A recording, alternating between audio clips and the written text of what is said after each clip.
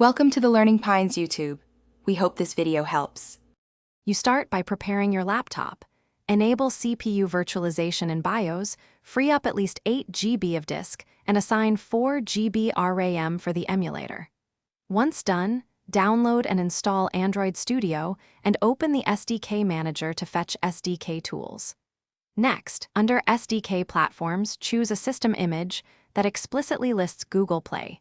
This is essential because only Play-enabled images include the Play Store and Play services needed to sign into your Google account. You now build the virtual device. Open AVD Manager and create a device profile, then choose a Google Play System image, x86 or x86-64, with the API level you need.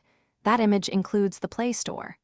Make sure the AVD memory and VM heap match your laptop resources and enable hardware graphics acceleration. Once created, launch the AVD, accept Play Store terms when prompted, and sign into your Google account so Play services can initialize. This step allows app installs and updates. You finish by using the Play Store inside the running emulator to install apps as you would on a phone. Once apps are installed, update Play services and Android system web view via the Play Store to avoid compatibility issues, and save an AVD snapshot for faster startup.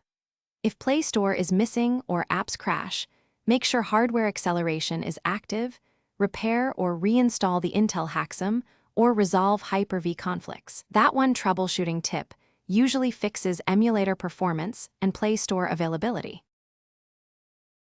Thanks for watching. Consider subscribing if we helped you.